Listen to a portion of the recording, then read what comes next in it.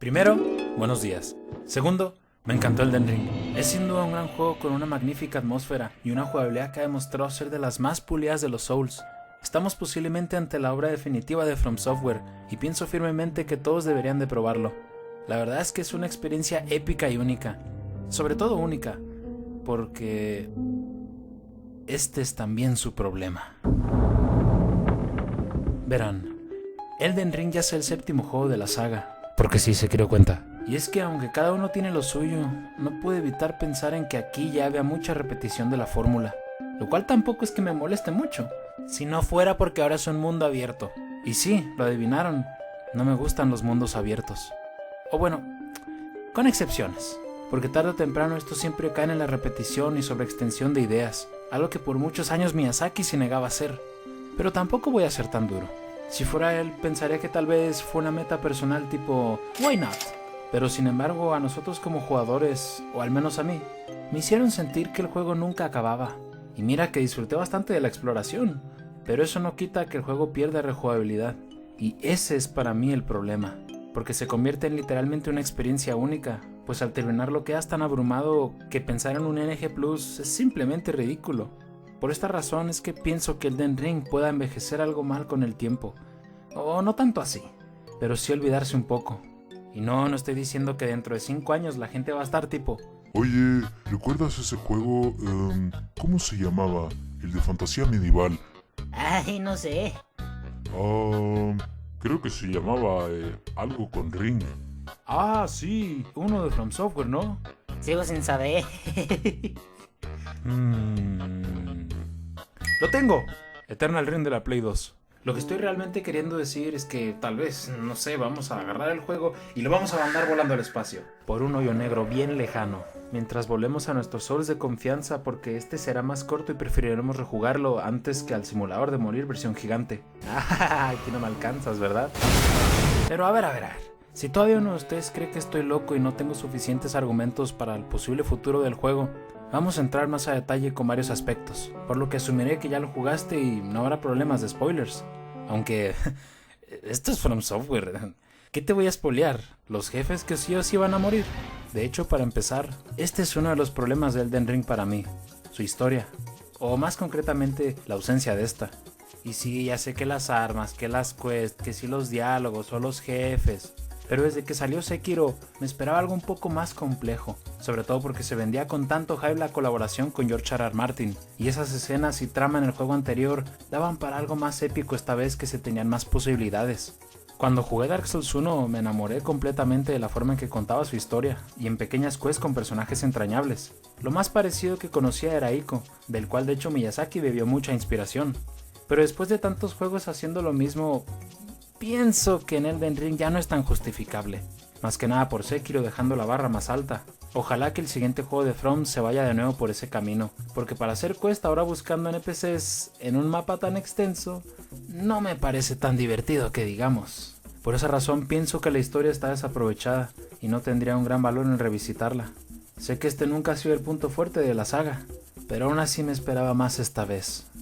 Martin, ve y acaba esos putos libros. Y si de cosas desaprovechadas hablamos, me gustaría añadir también que el sistema de día y noche al principio me sorprendió, porque yo pensé que sería una mecánica similar a, por ejemplo, Majora's Mask, teniendo que cuidar muy bien el avance de la historia principal en momentos específicos, pero terminó siendo algo totalmente relegado. Y aunque pueda tener relevancia con las misiones secundarias y la aparición de ciertos jefes secretos, sí que me esperaba algo más ambicioso. Lo terminé viendo solo como un marcador de colores en el paisaje. Que por cierto, mencionando ahora paisajes, madre mía, qué preciosidad. Cada zona del mapa es distinta en ambientación y arquitectura. Todo se ve simplemente hermoso y se conecta de una forma chingona. Ojo, una zona de lava en las alturas. Creo que algunos deben disculparse con Dark Souls 2. Sin duda esto le da a cada parte algo único y memorable para explorar con ganas. Excepto esta zona, porque de veras que qué puta pereza recorrer un terreno tan largo y con mucha verticalidad. Yo pensé que sería emocionante explorarla con ese tono azul tan precioso, pero terminó siendo mi zona menos favorita, incluso por abajo de la nevada, con todo y su sección opcional. Y eso que muchos ya estaban agotados para cuando llegaron ahí, pero yo la disfruté, la verdad. ¿Será acaso porque vivo en un desierto y tengo un complejo de amar todo lo que tenga nieve porque yo nunca la puedo disfrutar? No, pero sí es verdad que las primeras horas de Elden Ring siempre serán las más maravillosas, porque conforme más exploramos, llegas al punto de la fatiga e inevitablemente pasarás unas zonas sin ganas, solo para matar al siguiente jefe obligatorio. Aunque lo peor para mí es que no puedo hacer eso, porque conociendo estos juegos, si no subo unos cuantos niveles por cada zona, ese jefe me hará mierda, o será pura paranoia mía. Yo culpo a Bioshock por hacerme lootear siempre en cada esquina. Gracias, Ken. Entonces por eso mismo quisiera no, es más, exijo que no saquen DLC. O sea, ¿en serio te imaginas expandir todavía más esta barbaridad de contenido? Si ya hasta tienes zonas subterráneas que parecen justamente una expansión, como lo hacían en Dark Souls. Cada que veo a alguien en internet decir que espera un DLC de Elden Ring, a mí me dan ganas de acercarme y darle un santísimo madrazo, para que no siga diciendo pendejadas. De veras, este juego ya no necesita expansiones, si ya hay demasiados voces opcionales que le hacen justicia a los DLCs de anteriores entregas. En serio, Miyazaki, don't free DLC o me mato. Aunque sé que no me conoces. Y sé que nunca lo harás.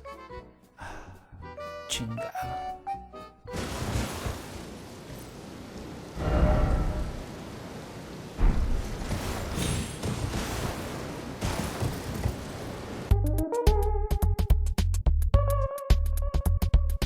Lo bueno de que las tierras intermedias sean así de grandes como mis ganas de dormir es que al menos tenemos a nuestro queridísimo caballo Torrent, quien nos acompañará en nuestro viaje de punto A a punto Z.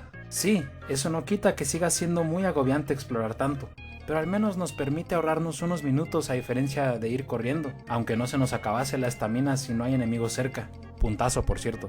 A mí me hubiera gustado que le hubieran dado una relación más sentimental con nuestro personaje, pero creo que ya quedó claro que este juego no luce por su argumento, ¿verdad? Así que está bien. Torrent, ¡mua! Gracias por todas esas aventuras. Por cierto, ¿soy el único que odia que se le bloqueara el mapa cada vez que pasaba cerca de un enemigo? ¿Aun cuando ya lo dejé 10 pinches metros atrás? ¿En serio? ¡Que ya! ¡Déjame ver el mapa, puta madre! Pero si de algo realmente me cansé con respecto al mundo abierto de este juego, son las mazmorras, más concretamente las minas, porque de veras que los jodidos enemigos ahí son esponjas de daño, además que siempre tienes que bajar primero por un elevador si entras a este.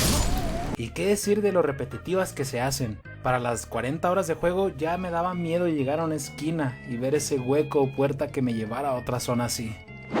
Pero ninguna es tan desesperante y castrosa como las secciones de esos carruajes de mierda, que nomás te toca su primer pixel y ya estás bien muerto. Y la peor variante es esta, donde fácil morí más de 15 veces porque estaban por todos lados y se movían como les daba la perra gana. Por ejemplo, miren esta de aquí. Estaba esperando a que se fuera a la izquierda y yo hacía avanzar adelante sin que me alcanzara. ¿Verdad que se fue para allá? Bueno, vamos.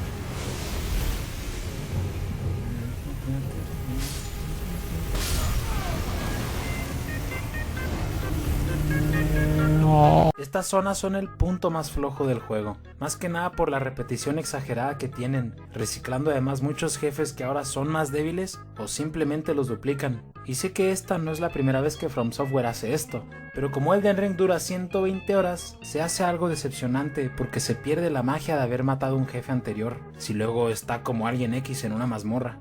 Aunque reconozco que hay unas excepciones más que geniales, donde sí se la rifaron y no me queda más que valorar esos casos en específico. Las cosas como son.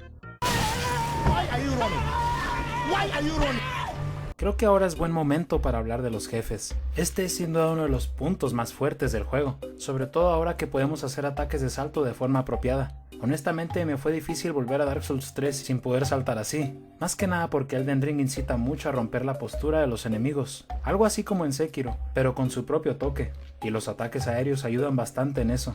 La mayoría de jefes representan un gran reto, como es de costumbre en un buen Souls, acompañado de una épica puesta en escena y música maravillosas, obviando ya esas excepciones lamentables en las mazmorras.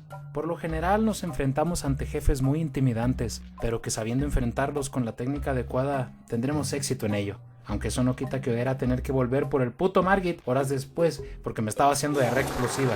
Menos mal que al vencerlo, el juego te hace sentir una gran satisfacción por ese enfrentamiento tan único. Pero si les soy honesto, hay jefes repetidos que sí me gustaron, como los poderosísimos dragones o esos avatares de los árboles áureos que hasta me encantaron, porque cada uno tiene su mecánica de forma divertida con dinamismo.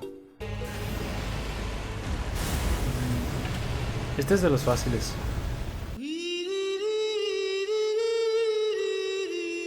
Pero en verdad, me parece un puntazo que haya uno en cada zona, así como custodiando los checkpoints del mundo, sin olvidar que también sueltan muchas runas. Pero si hay una batalla que en verdad odié, pero de verdad, incluso más que el primer Zelda, porque aquí sí que lloré, fueron los pinches monjes hijos de la chingada. En serio, ¿de cuál te fumaste, Miyazaki? No hay combate más tedioso e injusto en Elden Ring que el puto dúo Sacrodermo. Hasta me hizo reconsiderar mis estadísticas con las lágrimas larvarias, cosa que nunca me tuvo que pasar en otros juegos, y todo para ser en vano. Pero lo peor es que es obligatorio y ya llevaba más de 50 horas en el juego como para echarme atrás. El sistema te obliga a usar armas que tengan poder de sueño, porque solo así puedes atacar uno a la puta vez, y aún así te va a costar. Si hasta en comentarios de videos sobre esta pelea cuentan que solo por este jefe se replantean si pasarse una vez más el juego. ¿Ven cómo si es menos rejugable? Ornstein y Smough estaban muchísimo mejor pensados, porque aquí solo juntaron a dos jefes que se tenían planeados para ser individuales. Las mecánicas no te van a cuadrar igual. Lo genial es que si logras pasar de aquí, los jefes ya te serán más fáciles. O bueno, casi todos.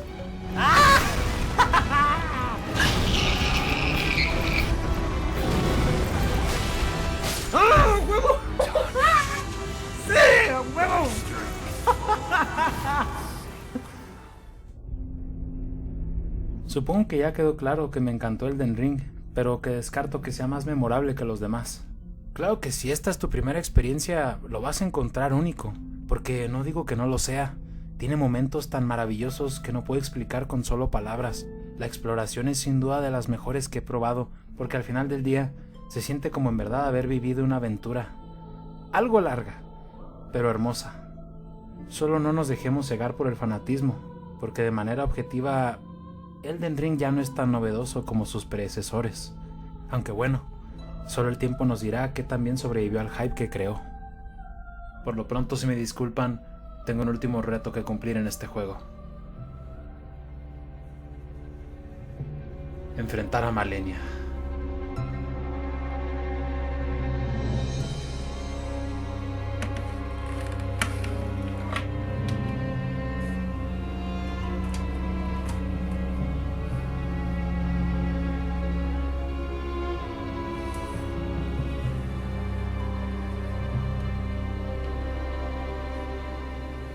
Muy bien, ya estamos listos con altas pintas, así que vamos a darle.